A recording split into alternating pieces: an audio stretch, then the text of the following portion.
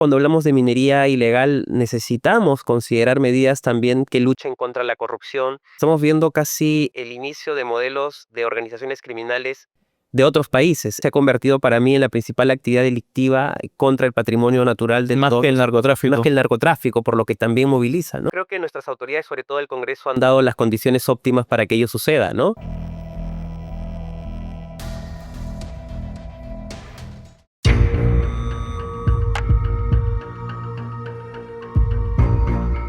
Hola, bienvenidos a este nuevo episodio de Agente Encubierto del podcast judicial de Latina Noticias, y hoy queremos hablar específicamente sobre la minería ilegal. ¿Cómo es este submundo a raíz de lo que ha pasado en Patás? Y para ello tenemos de invitado a un especialista en la materia, el abogado César Ipenza. ¿Cómo está, doctor Ipenza? Muy buenas tardes. Muchísimas gracias por la invitación. Doctor, queríamos que usted esté aquí en el programa para hablar precisamente sobre lo que pasa en Patás y en global sobre la minería ilegal, porque consideramos que usted es uno de esos especialistas que hace tiempo está bregando por este tema de la minería ilegal en el país. Y para usted, ¿qué particular es lo que estamos viendo en Patás? Estamos viendo la suma de una situación de irresponsabilidad y de abandono del tema, ¿no? Pero también, por otro lado, la suma del apoyo político que ha recibido esta actividad que moviliza cantidades millonarias de dinero, por un lado. La Unidad de Inteligencia Financiera nos dijo el año pasado cerca de 10.500 millones de dólares que movilizó, ¿no? Y si a esto le sumamos todo el oro que sale por nuestras fronteras, por Bolivia, por Chile mismo, por Ecuador, por Colombia, y luego oro también que sale de contrabando en general, las cifras son incalculables, ¿no? Y esto sirve para financiar campañas políticas, para poner autoridades en distintos estamentos del poder.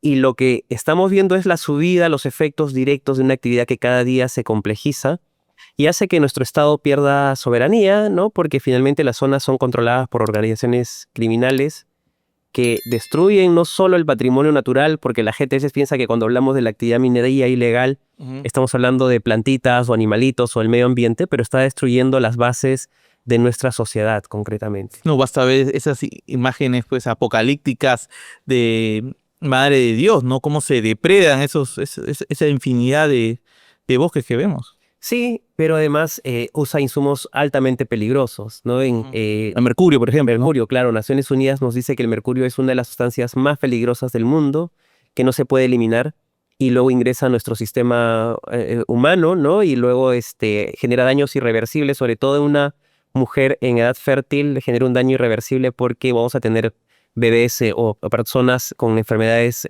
crónicas, complejas, que no van a poder ser resueltas por nuestras autoridades tampoco.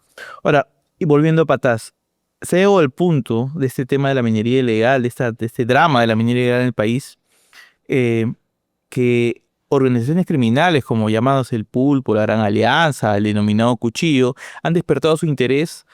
Entiendo yo por la razón tan simple de que lo fácil que es adentrarse a este negocio oscuro, ¿no? Así es, ¿no? Pero nuevamente, para mí, estamos viendo casi el inicio de modelos de organizaciones criminales de otros países. Estas prácticas son casi ya muy similares en Ecuador. Y si vemos lo que ha sucedido la semana pasada en el Ecuador, 11 comandos de élite de las Fuerzas Armadas han sido asesinados por grupos vinculados a la minería ilegal, ¿no? Entonces, esto yo creo que da para más. Hemos visto que incluso los choneros de Ecuador han ingresado a territorio peruano. En algún momento ha habido denuncias de secuestros a comunidades aguajún. O sea que ven Perú un terreno fértil para replicar lo que hacen en sus países. Bueno, creo que nuestras autoridades, sobre todo el Congreso, han dado las condiciones óptimas para que ello suceda, ¿no?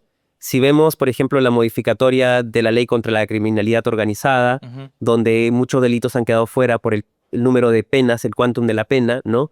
O la reciente modificatoria de la ley de extinción de dominio, que va a impedir que el Estado recupere para sí recursos producto del robo de nuestros recursos naturales, en este caso del oro, por ejemplo, ¿no? Entonces, es un país paraíso que cada día se ve con mayor atención para las organizaciones criminales.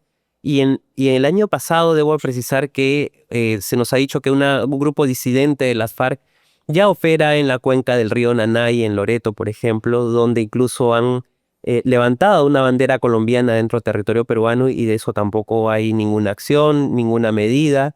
Y estos grupos como toman mayor poder, mayor dinero, tienen mayores posibilidades de armarse, de tener mejores condiciones para evitar el control del Estado o también tomar mayor control del territorio. De hecho, lo que tiene particular estas zonas de bastante producción de minería ilegal tiene que ver pues con el abandono del Estado. Es como que consecuencia de, ¿no? O sea, ellos ven, estas organizaciones criminales, pues que la ausencia total del Estado en estos lugares, estos campamentos, y se aprovechan, evidentemente, ¿no? Sí, pero también si a esto le sumamos los altísimos niveles de corrupción de las distintas autoridades, Claro, ¿no? claro que sí. De las autoridades regionales, Hablamos de policía, de fiscales, jueces, a todo nivel, ¿no? Y es como una Matrix. así es, totalmente, ¿no? Entonces, si tú miras eso y le das mayores elementos, vas a ver que la situación se complejiza cada día. Y por eso también cuando hablamos de minería ilegal necesitamos considerar medidas también que luchen contra la corrupción instaurada, ¿no? Por lo que moviliza o representa. Y hoy en día se ha convertido para mí en la principal actividad delictiva contra el patrimonio natural de Más todos. que el narcotráfico. Más que el narcotráfico, por lo que también moviliza, ¿no? Pero por otro lado también tenemos personas que nos dicen, oye, pero Perú es un país minero, ¿no? Atacar la minería significa también atacar el desarrollo del país. Bueno, pero se toca también atacar a la actividad ilegal concretamente, ¿no? Siendo esta, la actividad minera en general una actividad importante, nuevamente esas tienen tremendos impactos. Ujú. Y esos impactos se los estamos trasladando a nuestras futuras generaciones o a la sociedad en su conjunto, que va a tener que asumir todo ese impacto que se genera en estas zonas de deforestación, de contaminación, de trata, ¿no? Entonces es cada día más complejo, lamentablemente veo yo una inacción, ¿no? Ahora, pero también, o sea, este tema de la minería ilegal, para entenderlo mejor, un análisis no debe ser separarlo entre blanco y negro, ¿no? Entre buenos y malos. Hay demasiados matices, demasiadas zonas grises para abordar ese tema. Así es, ¿no? Entonces, pero bueno, para mí el punto de diferenciación es la legalidad y también los derechos, ¿no? ¿Dónde termina tu derecho y dónde empieza el del otro? Y bajo esa lógica deberíamos precisar que el proceso de formalización tiene ya 23 años de existencia, desde el año 2002, ¿no? Entonces, si el año 2002 se dieron estas normas era para un proceso extraordinario, para aquella gente que había estado operando o realizando actividad sin existencia de marco jurídico. Entonces el Estado ayuda para que tú adaptes o cumplas esas exigencias. Y luego un segundo momento se dio a partir del año 2010-12, ¿no? Donde se dan las últimas normas principales para la persecución de la minería ilegal. En la práctica, la minería informal y la ilegal ambas incumplen todas las condiciones, ¿no? Sociales, económicas, ambientales, ¿no? Pero por un lado el Estado dice yo voy a identificar quiénes son los mineros que están en camino de formalizarse. Y antes de lo que hoy en día se llama el REINFO, el Registro Integral de Formalización Minera, se llamó Registro de Saneamiento Minero, antes se llamó Registro de Declaraciones de Compromiso, ¿no? Entonces ha venido siendo todo un proceso que debiera haber tenido fecha de caducidad y cerrarse, ¿no? Entonces, la gente obviamente se hubiese visto obligada a cumplir. Pero lo que hemos visto es ya que este tema que debió ser técnico ha tenido un fuerte componente político porque hay un bolsón tremendo de votantes y de recursos, ¿no? Entonces los políticos se interesan y dicen, bueno, vamos a seguir extendiendo. ¿Qué pides tú? Ah, elimíname la exigencia de control de explosivos. Eliminamos eso. Flexibilízame el marco para poder elaborar un estudio ambiental. Se elimina, ¿no? Quiero más plazos. Entonces, ese modelo poco serio no funciona. Es cierto que en la viña de la actividad minera informal e ilegal hay distintos matices, pero el rol del Estado está ahí, ¿no? Es decir, identificar quiénes quieren verdaderamente cumplir o quieren ser formales y quienes usan esa excusa de la formalidad para seguir perpetuando la impunidad, ¿no? El Estado, por ejemplo, tiene en el REINFO cerca de 86.000 registros. De esos 86.000 registros representan 54.000 personas naturales, ¿no? Porque un minero puede tener hasta 40 reinfos en algunos casos, ¿no? Ahí queremos hablar también sobre el REINFO, ¿no? El REINFO es esa autorización, hablando sencillo, que tiene un minero artesanal para poder participar en la actividad minera desde su socavón, digamos. Así es. Esa autorización le permite a él poder vender las piedras que saca, los minerales que saca de su mina a las plantas procesadoras. Ahora, ¿qué pasa? ¿Qué nos dice la realidad? Que muchas veces ese REINFO es prestado a otro minero para que entre ellos dos supongamos, usted es minero y dice, ¿sabe qué, Rodrigo? Tengo estos minerales, utilizamos tu reinfo Para sacarlo. y luego que me pague la planta procesadora, yo te devuelvo. Así Ese es en el mejor sentido, ¿no? Porque también está al otro lado que, por ejemplo, usted es minero ilegal, me da su producción y yo la vendo, ¿no? Así es. Y se blanquea mucho oro ilegal a través de documentos del Reinfo, ¿no? Ahora, también pasa lo otro, que es que ni usted ni yo tenemos el reinfo, pero viene un tercero que es de otra provincia y hacemos pasar esas minerales como si fueran de esa provincia Así y es. igual lo vendemos. Así es, ¿no? Entonces, si uno mira el Reinfo, y ojo, el Reinfo es importantísimo para comerciar, pero también es importantísimo para evitar la sanción penal, administrativa y civil. Porque si yo estoy inscrito en el Reinfo, un fiscal ambiental no me puede procesar por delito de minería ilegal. Hay una exención de responsabilidad penal, ¿no? Entonces, de ese universo que te decía de los 86.000 mineros inscritos, solo subsisten 20.000. 20.000 que han cumplido con la exigencia mínima, es decir, algunos de tener su RUC, que es, no me dirán que sacar un RUC es sumamente complicado, ¿no? Es casi automático o es automático. Y por otro lado, presentar tu instrumento ambiental, que se llama IGAFON en el proceso de formalización, ¿no? Entonces, la ley te dice, o el marco normativo te dice, preséntame el IGAFON para que estés vigente con tu reinfo, ¿no? Y el IGAFON te está pidiendo que lo presentes, no que te lo apruebe. Ya, pero ¿qué es el IGAFON? No me quedó claro. Es el instrumento de gestión ambiental para la formalización minera. Es tu estudio de impacto ambiental. O sea, el minero, el artesano, tiene que presentarlo para estar vigente en el REI. ¿Y él cómo realiza ese? Eso se contrata a un especialista normalmente, ¿Ya? ¿no? Entonces, pero lo que quiero decir es que la exigencia para mantenerse vigente en el REINFO es tan sencillo, pero solo de los 86.000, 20.000 han cumplido esa exigencia, a los demás no les interesa. Demuestran que no hay ninguna intención real de formalizarse, sino que utilizan básicamente o quieren el REINFO para seguir operando, para tener también impunidad. De ese universo, entonces digo, el Estado debería quedarse con esos 20.000 mínimos que han cumplido, que han demostrado una intención de avanzar en la formalización. Los demás para mí simplemente están usando el REINFO para comerciar oro ilegal o para poder vender o sacarle la vuelta a la ley. al Estado. Así es. Ahora, pero también, si hablamos del círculo de la codicia, porque para entender lo que estamos viendo en el país con la minería ilegal, hay que considerar sobre todo, pues, que el oro lamentablemente parece que todo lo compra, ¿no? Así es.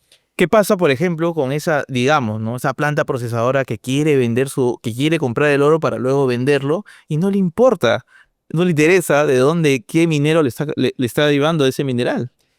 Bueno, en principio yo tendría aquí una situación de reflexión, creo que puede ser para muchos más ética, ¿no? Pero ¿qué aspiramos como sociedad, no? Porque miren, si vemos y hacemos una evaluación de los últimos tiempos, muchas de estas plantas, incluso en la lista de las mayores 10 exportadoras de oro aparece una considerada como pequeña. ¿Qué aspiran como empresarios o qué tipo de empresarios pretendemos tener en el país? Y porque son parte del problema, claro, esas plantas procesadoras. Y por tanto, siempre mi insistencia ha sido que estas plantas de beneficio no sean controladas por los gobiernos regionales, sino que sea el gobierno nacional que tome control de ellas, porque allí terminan todos los minerales de origen ilegal, informal, lo que fuese, ¿no? Entonces toca que eso, por ejemplo, eso lo podría hacer el ministerio ya, ¿no? Vamos a explicar al público para que lo tenga más en claro cómo es ese mecanismo, ¿no? Supongamos que este es el mineral, ¿no? Yo lo he sacado de mi mina, yo soy el minero artesanal, pero este mineral es la piedra sola, no puede servir, pues no es un lingote de oro, ¿no? Así es. Yo necesariamente tengo que llevar, ya sea a través de volquete, lo meto detrás de mi camioneta, un auto, no sé, esta piedra la llevo a una planta procesadora, en caso de usted. Sí.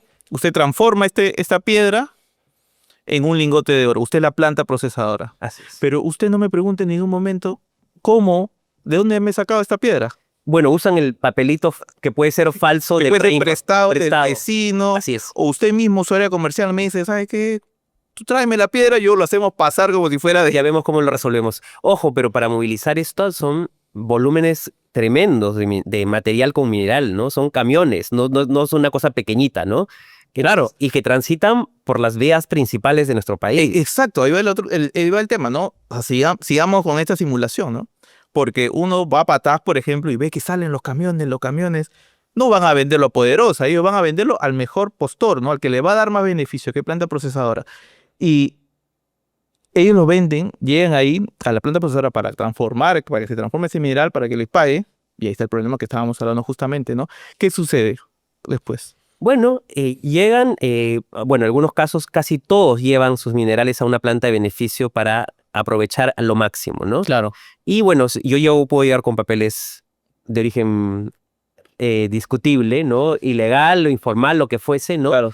Y la planta se encarga, bueno, también obviamente esta planta de beneficio tiene que tener hartos insumos para poder procesar Y definir la pureza Así es. del oro que me estás y trayendo. obtener el oro, ¿no? Entonces, nuevamente, luego con esos papeles yo salgo y termino en ese espacio lavando oro que pudo haber tenido un origen ilegal, de repente de la muerte de los trabajadores, esas mismas operaciones, ¿no? Ujú. Que termina siendo lavado y obviamente la calificación de lavar ese oro ilegal y sale como legal, ¿no? Porque obviamente es una planta, entre comillas, formal, que tiene las exigencias, pero que no ha garantizado de ninguna manera que ese material que tiene material aurífero, ¿no? Tenga un origen legal. Por allí esa planta se encarga de luego de exportar el oro, venderlo a Dubái, a Miami, a Suiza. En algunos casos sí, y en otros casos te procesa, te doy el servicio de beneficio, básicamente, ¿no? Ujú. Entonces pasa de todo, hay de todo, como me decías, hay distintas realidades. Algunos simplemente compran el material y lo procesan y ya está, ¿no? Entonces otros hacen el servicio de beneficio. Y durante el camino ese volquete va pagando para que no lo detengan.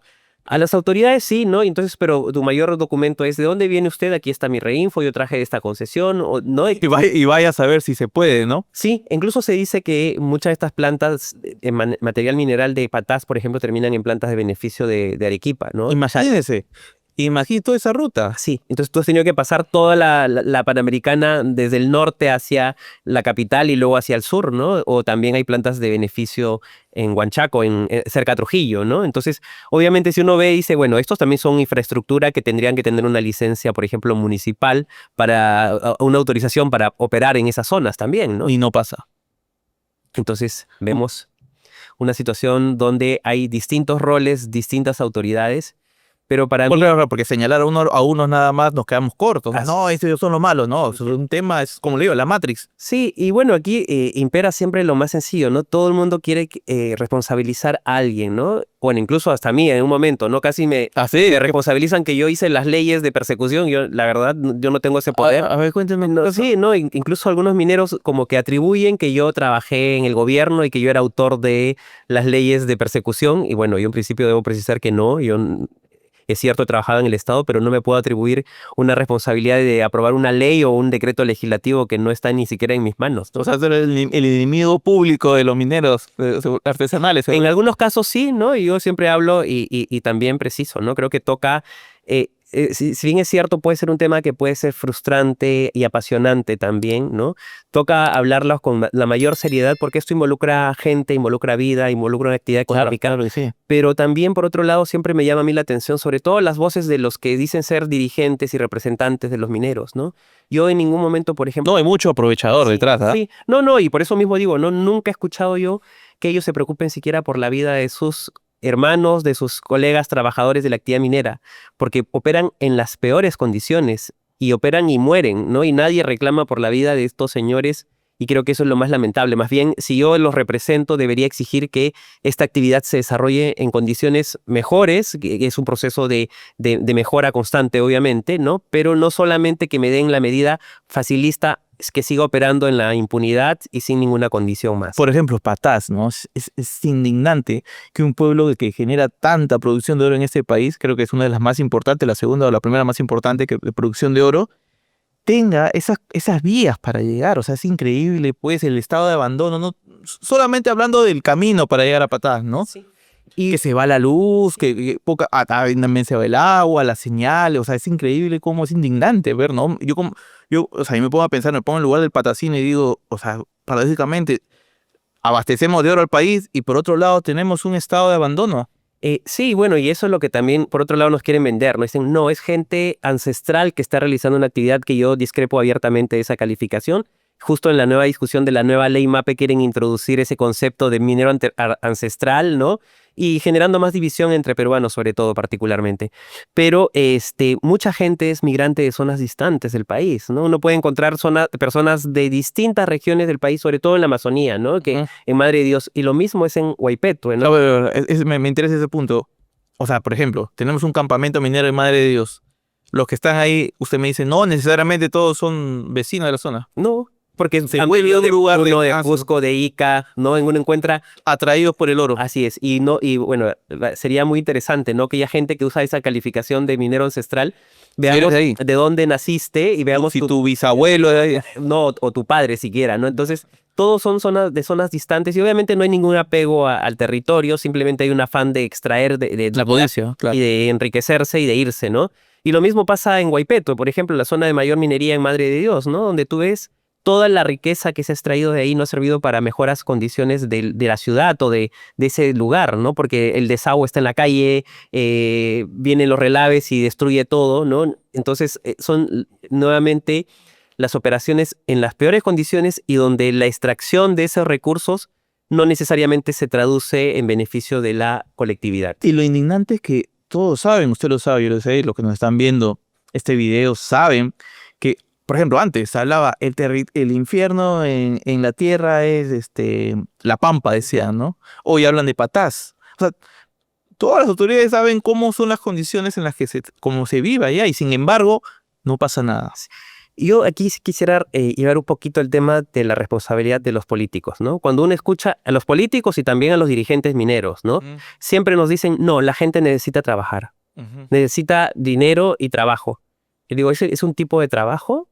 En principio diría, ¿no? Yo cuestiono que sea un trabajo, eso de ninguna manera es una actividad digna para nadie, ¿no? Se refiere al artesano que ingresa En las peores condiciones, ¿no? Que muere en estas operaciones, en ¿no? el socavón. En el socavón y luego y que hemos tenido muertos, si uno pudiera hacer un censo de muertos, quizá en algunas operaciones en los Andes lo sabemos, pero en Amazonía simplemente se cae el derrumbe sobre el cuerpo del minero y siguen operando y no pasó nada. Para mí esa es una falsa ética social, sobre todo de quienes cuando vienen a la excusa del trabajo, ¿no? Porque dicen que trabajan o que están ampliando, dando estas oportunidades a gente que tiene que trabajar, pero en la práctica lo que está haciendo esta actividad es más bien ir en contra de los derechos básicos, fundamentales de las personas que están ejerciendo esa actividad. Entonces, esa excusa es casi una constante y cuando uno escucha a los políticos, a los congresistas, no, esta gente necesita trabajar, ¿no? Necesitamos generar... no, están viendo votos, pues, sí, ¿no? obviamente. Entonces yo, nuevamente, estamos casi en un año ya electoral, le diría a los mineros en general mi llamado, ¿no? Verdaderamente sus representantes, los congresistas por los que ustedes han apostado, ¿han sabido responder a esas exigencias? ¿O simplemente ha sido un voto o un apoyo para extender una actividad que cada día se complejiza? Muchos mineros, incluso, por ejemplo, en Madre de Dios, sufren hoy en día situaciones adversas porque están siendo secuestrados, amenazados.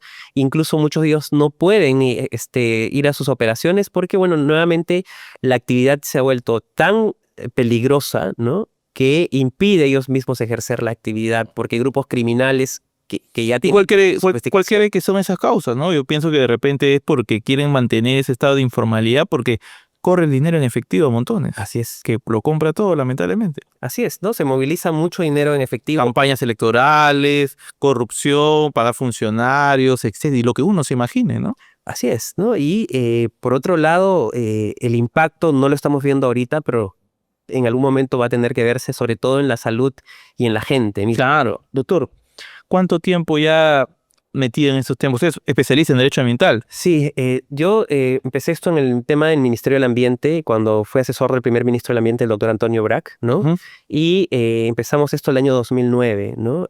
No era mi especialidad, ¿no? Aprendí, es cierto, conociendo, hablando con los mineros también en Madre de Dios, que era un trabajo en el territorio en principio, ¿no?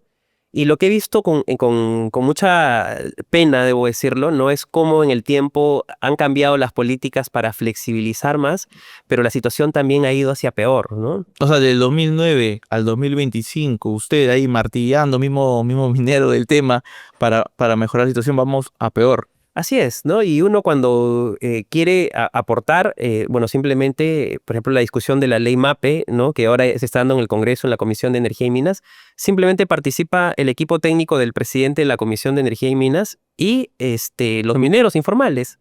Y esta ley tiene implicancias sobre todos y sobre todo, ¿no? Entonces toca tener también voces diversas y obviamente creo que las voces discordantes también deberían ser bienvenidas, ¿no? Claro que sí, ¿no? Más aún al declarado enemigo público en su momento, los mineros, ¿no? Bueno, hay de todo, ¿no? Entonces uno simplemente yo siempre digo, ¿no? Hay que seguir, ¿no? Obviamente los calificativos ni los anuncios a veces te deben detener, sino más bien seguir continuando a avanzar a tener un mejor, bueno, el marco jurídico es una parte, ¿no? Pero el otro también es el compromiso serio de muchos mineros, sobre todo, de que esto avance, porque esto va a ser cada día más complejo. Ahora, pero ¿qué tan complejo es, por ejemplo, separar la paja del trigo en este caso? Porque pareciera que todos estamos mezclados de alguna manera, ¿no? Bueno, para mí ahí la oportunidad era el reinfo, ¿no? Pero no ha Obviamente no funcionado. ha funcionado, pero como idea tiene elementos que deberían, en principio, ayudarnos, ¿no? Es decir, usted tiene un plazo para cumplir esto. Si usted no cumple en ese plazo, simplemente queda fuera. Ahora, el gobierno escuchaba al Ministerio de Energía y Minas decir que una de sus propuestas era generar una trazabilidad del mineral que sale del socavón. O sea, en cristiano, que esta piedra, supongamos que este es el mineral, se le haga una marquita para ver hasta dónde llega, cuál es su camino. ¿Lo ve viable? Hay tecnología que permite eso, hacer trazabilidad al origen del oro, pero eso en nuestra realidad es bastante más compleja, ¿no? Sobre todo por el tema de corrupción, sobre todo porque nuevamente no hay seriedad en el trabajo, ¿no? No es posible, o sea, nos están vendiendo humo. Sí, y yo creo que luego tendrán que irse, volverá la misma gente al mismo espacio y seguiremos en esa eterna discusión. Es como el mito de Sísifo, ¿no? O sea, empujamos la piedra y al final termina cayendo de nuevo.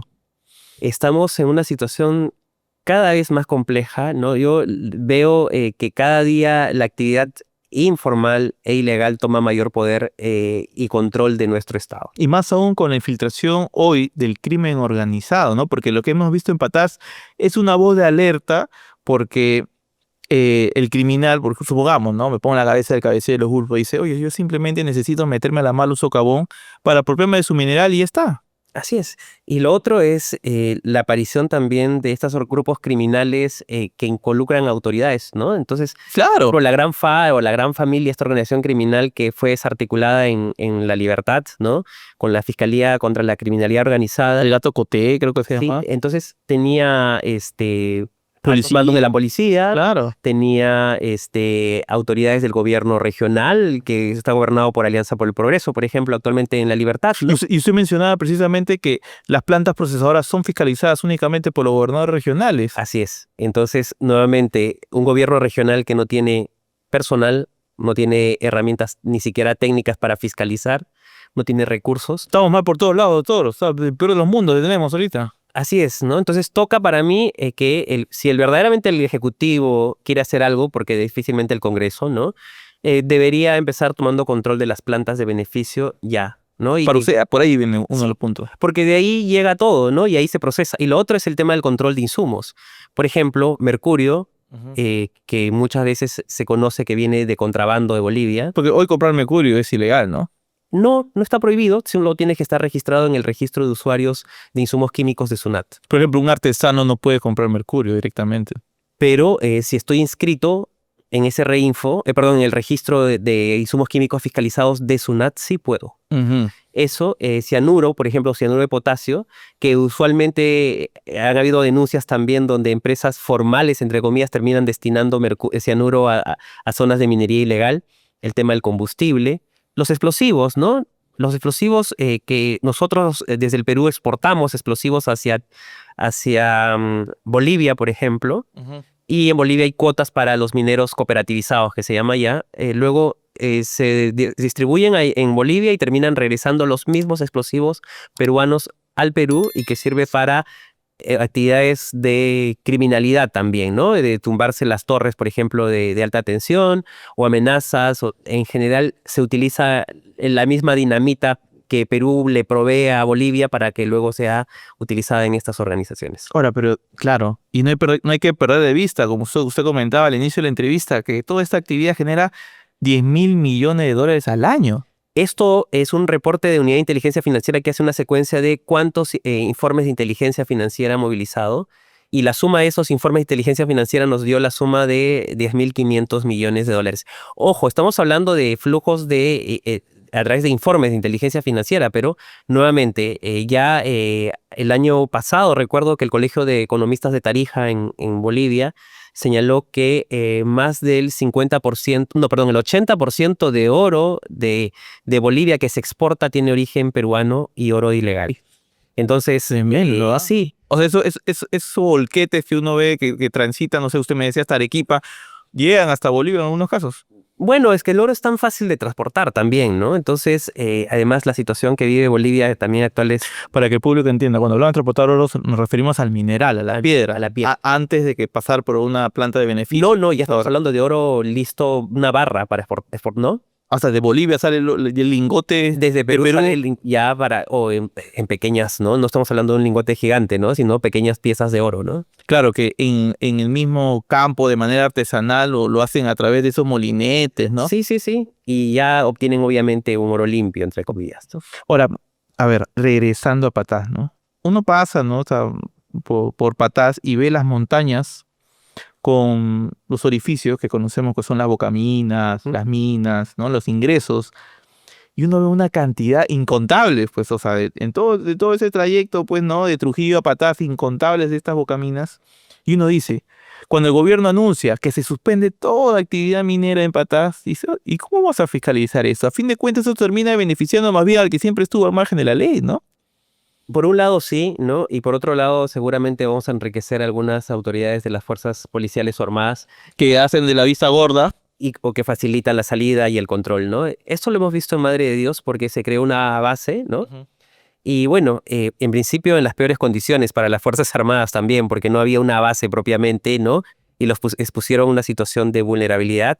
Pero por otro lado, también en los operativos, cuando se hacían las interdicciones, entre comillas, casi gran parte de las autoridades policiales iban directamente donde estaban beneficiando, ¿no? Entonces, Y veías a un militar con su reloj de oro, con su bling bling aquí en el cuello. difícil, ¿no? Porque eso ya pasa por un proceso de elaboración de joyas, ¿no? No, pues, o sea, me refiero a de que cuando usted me menciona, y bien, porque es una realidad, o sea, suspender la actividad minera en Patás se puede terminar replicando lo que pasó en Madre de Dios, ¿no? Que simplemente lo que vas a beneficiar es a un grupo de o militares o policías que se hacen de la vista gorda para que cierto sector siga produciendo a espalda de todos. Así es, ¿no? Entonces yo aquí digo siempre, ¿no? Creo que toca tener una lectura integral, ¿no? No solamente atacar una partecita. Y creo que mucha gente en el sector conoce cómo funcionan estas dinámicas y toca tomar decisiones sobre ello, ¿no? Porque se les obtienen cada cierto tiempo unas brillantes ideas que terminan nuevamente tumbando todo. Y yo diría, bueno, es cierto, ahora estamos en el caso de Patás, pero ¿qué pasa, por ejemplo, en las zonas como Madre de Dios? En Arequipa, ¿no? En Arequipa mismo, en la selva de Huánuco, en Puerto Inca, donde los reportes de deforestación nos han mostrado que ha habido un incremento terrible en deforestación producto de la actividad minera informal e ilegal. O en el norte, ¿no? En la frontera en el departamento de Amazonas o Loreto, cuando se han incrementado los grupos criminales para poder ejercer esta actividad. Es más, van a algunas comunidades, las organizaciones criminales, y les dicen al jefe de comunidad, ¿no? Vayamos a extraer oro y vamos a ir en un beneficio a mitad, ¿no? Pero en la práctica esto no se cumple y más bien someten a situaciones de violencia a las mujeres y a las niñas, ¿no? Entonces, Por ahí. a pensar eso también. Exacto, es increíble que sigamos hablando de eso, doctor, pese a de que durante años a los ojos del mundo. De hecho, uno entra a Netflix, a HBO y puede ver pues documentales, infinidad de documentales que se han hecho sobre el oro peruano y las consecuencias criminales que genera, ¿no? Uno de los casos más conocidos fue el de Peter Ferrari, ¿no? De hecho, Netflix hizo un documental sobre ello y aún así no pasa nada. Así es, pero también yo diría, bueno, uno a veces ya, esto nuevamente puede ser depresivo, triste, ¿no? Entonces, ¿hacia dónde vamos, no? Yo digo siempre, bueno, el tema para mí es que el gobierno nacional, por ejemplo, asuma el control de toda la formalización minera a nivel nacional a través del Ministerio de Energía y Minas, pero ojo, ese Ministerio de Energía y Minas, a través de esa Dirección General de Formalización Minera, tiene que tener mecanismos de control, de lucha contra la corrupción a más alto nivel. Polígrafo mínimo a los O el otro es temas, ¿no? bien filtrados toditos. Vienes a visitarme porque hay muchas visitas de mineros, ¿no? Entonces vienes a visitarme, todo está grabado, todo el formalismo, no hay posibilidad de ninguna comunicación que no sea un formato a través de comunicación formal y oficial del Estado. Todo trazable, ¿no? Sí. Toda esa comunicación que... Y hasta los expedientes, ¿no? Por otro lado, el control de las plantas de beneficio. El tema del mercurio a mí siempre me ha llamado la atención, particularmente por lo que implica en la vida de la gente y los efectos que tiene sobre la salud de las mujeres o de las personas en general, ¿no? Y aquí incluso el Congreso tiene un proyecto de ley esperando 2 años ya para emitir un dictamen en la Comisión de Energía y Minas para prohibir el uso del mercurio, como lo ha hecho Ecuador, como lo ha hecho Colombia, ¿no? Y que también esa dirección que usted menciona tiene que estar lo más despolitizada posible, pues, Así ¿no? es. Nada que viene el congresista a meter presión por tal grupo de mineros o... Sí, bueno, y luego vemos sobre todo las autoridades que hablan a conveniencia, ¿no? ¿Están los mineros? No, te voy a quitar la concesión del minero formal o del gran minero para dártela a ti. Ese tipo de situaciones creo que demuestran la poca seriedad también de la autoridad, ¿no? Ahora, y en el caso de la gran minería, las empresas, ¿no? Por ejemplo, hoy hablamos de Patás y también no se puede dejar de mencionarlo, la responsabilidad que tiene la empresa Poderosa en todo esto, pues, ¿no? Bueno, creo que en el pasado Poderosa fue un ejemplo, digo, un ejemplo en temas de formalización, ¿no? Esta Ujú. alianza, obviamente Poderosa es titular de concesiones, ¿no? Y hay, Gran concesión en Patás, sí, ¿ah? ya, ok.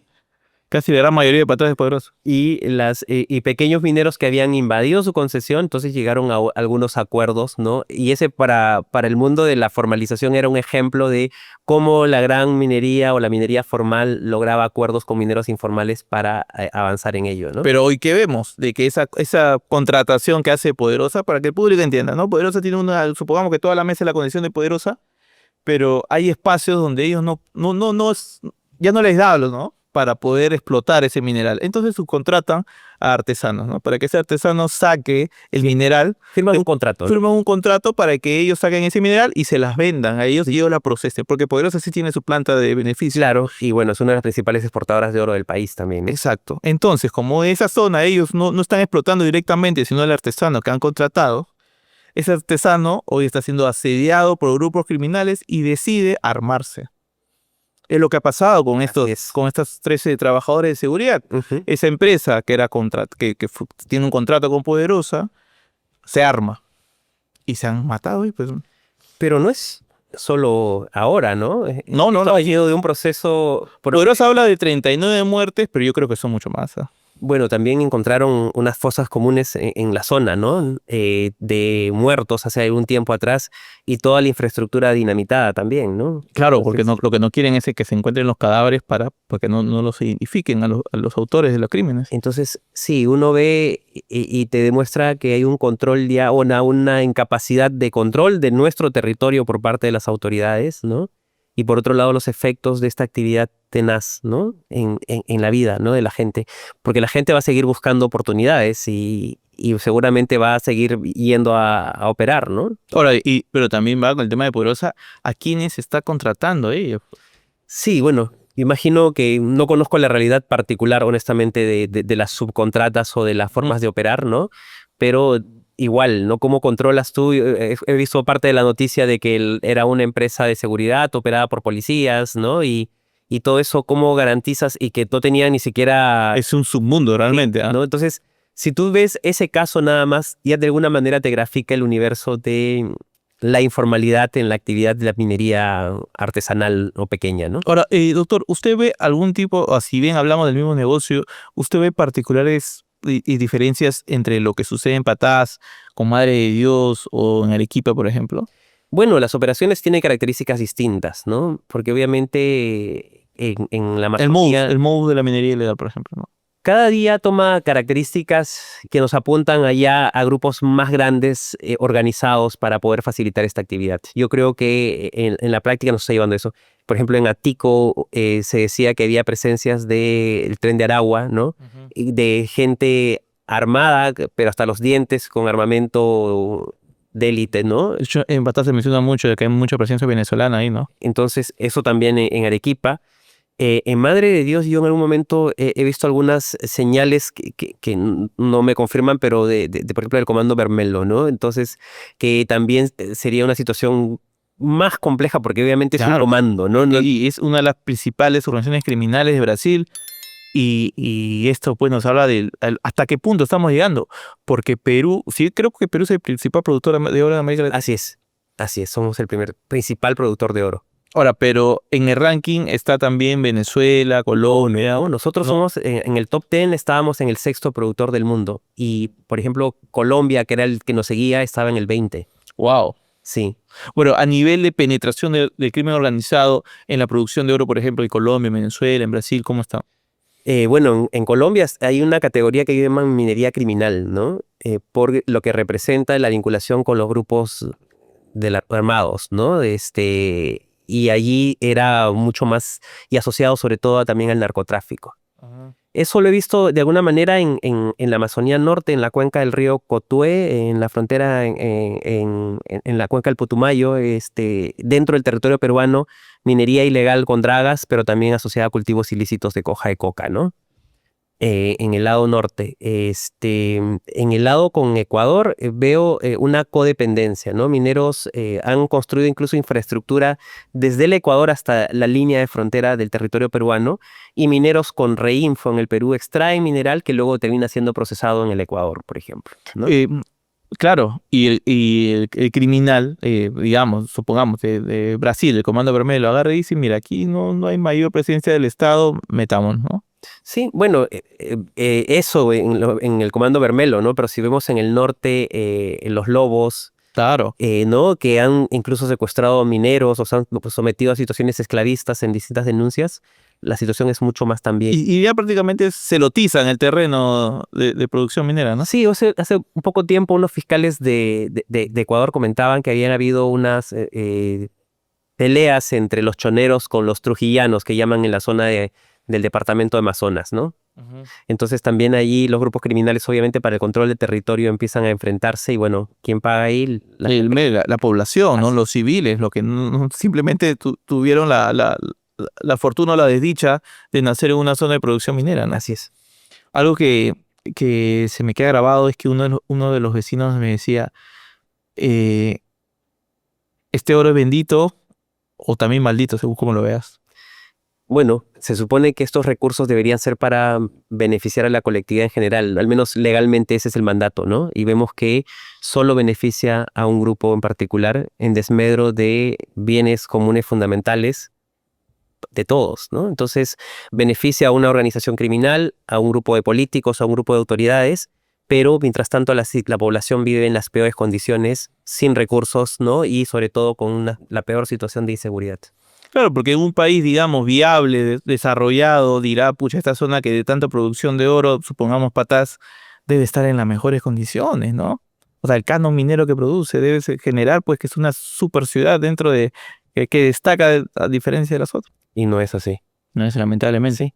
Y lo otro que me gustaría también precisar es el tema de la producción de oro y tiene como destino la joyería, ¿no? Dale, por favor. Sí, bueno, ya hemos visto que no hay ninguna garantía de que el oro de la minería informal o sea legal, ¿no? Entonces, gran parte del oro que se destina a la joyería no tiene garantía de que sea oro legal, sino obviamente informal o ilegal. Cuando usted se refiere a la joyería, se refiere a estas joyerías que vemos ahí pululando en la ciudad. En la ciudad y que Perú exporta, ¿no? Casi el 80% de nuestras exportaciones de joyería de oro eran 6 toneladas y luego han subido a más de 10 en el último tiempo y tienen como destino a Estados Unidos, ¿no? Entonces, oro nuevamente que lo pueden condicionar al origen ilegal que se termina lavando y saliendo de nuestro país porque obviamente está procesado, entre comillas, ¿no? Por ejemplo, en esas tiendas que uno va por una avenida, ¿no? Ya para no decir nombres, una avenida, ¿qué dice? Compro oro. Cosas así. Así es. Porque el oro en general, el oro formal que se genera en el Perú de la gran minería, la minería formal, no se queda en el país. Entonces, ¿de dónde se procesa o se elabora esa joyería, esas joyas de oro que se venden en el ámbito local o que se terminan exportando? Claro, no te va a preguntar el vendedor no sé de dónde viene, quiere saber simplemente que tienes oro. Así es. Ahora, eso es la historia sin fin, doctor. Así es.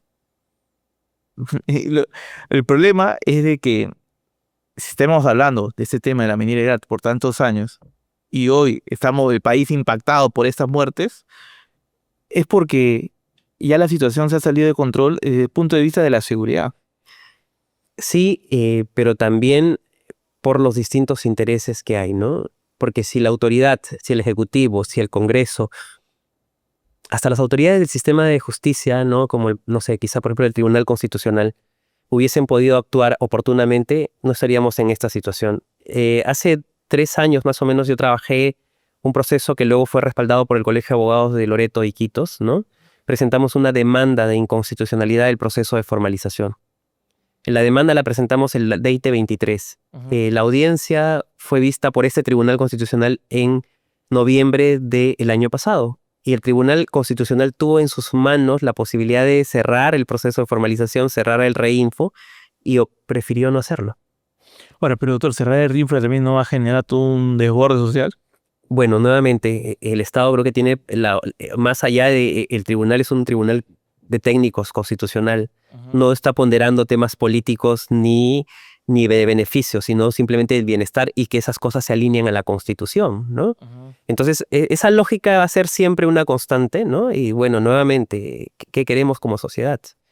¿No? Entonces, nuevamente, yo decía, bueno, Y claro, en un momento se tiene que poner orden a esta barbarie, ¿no? sí, porque bajo esa lógica no queremos ningún conflicto y bueno, el Congreso usa esa excusa, ¿no? Nos dice, no queremos un conflicto social y han estado protestando en la puerta del Congreso. Y realmente sí, han estado semanas ahí afuera del ¿Y Congreso. quién puede pagar todo ese financiamiento, no? Todo. Entonces, Lamentablemente, ¿quién los ha todo lo recibido? parece ¿Quién les lo- ha dado los paños para poder, no? El alcalde de la ciudad de Lima les ha dado también ello, ¿no? Entonces, nuevamente yo digo, ¿qué toca? Y uno tiene que reflexionar qué cosa queremos y cuál es nuestro rol, ¿no? Porque aquí podemos encontrarle 10.000 excusas a la situación, pero creo que también la discusión, la aplicación de la ley no se discute tampoco, ¿no? Entonces, toda esta situación para mí de cálculo, de análisis de las conveniencias o no, hace que esto se siga extendiendo y cada día va a ser más complejo, cada día va a ser más difícil abordarla porque nuevamente toman mayor poder y tienen la posibilidad de incidir en las decisiones al más alto nivel. Nosotros en un momento ya con tantos de lo que sucede, ya dices, sabes que ya me cansó. Este país no tiene solución. Bueno, creo que todos queremos que nuestro país nos vaya bien, queremos que las cosas funcionen bien y que se hagan bien. Y uno medianamente que conoce esto, ¿no? Yo creo que nadie tiene las verdades absolutas, nadie lo conoce todo, pero toca seguir insistiendo. Y bueno, que les guste o no tener una voz discordante, sobre todo para que el Estado aprenda o haga lo que le corresponde, ¿no? Y cuando uno dice esto, también recordarles a las autoridades que no nos están haciendo ningún favor, es su obligación. Nosotros les pagamos el sueldo con nuestros impuestos y toca que ellos hagan eso, que vea el beneficio de toda la colectividad, no de un grupo en particular. Se usan mucho las cifras, ¿no? Por ejemplo, nos dicen, somos 500.000 de habitantes. Digo, pásame la lista, dime dónde están tus registrados, tus beneficiarios, tus miembros de tu federación o de tu confederación, lo que quieras llamarlo, de mineros, ¿no? Y si vamos a sumar y restar, yo diría, pensemos por ejemplo en la ciudad de Iquitos, ¿no? La ciudad de Iquitos tiene 500.000 habitantes, es la ciudad más grande de la Amazonía. Y producto de la actividad ilegal hoy en día, la ciudad de Iquitos está tomando agua contaminada por mercurio de la cuenca del río Nanay. Entonces también estamos afectando, si quieren beneficiar a 500.000, también diría, pensemos en esos 500.000 que están sufriendo los efectos de consumir agua contaminada en nuestra Amazonía.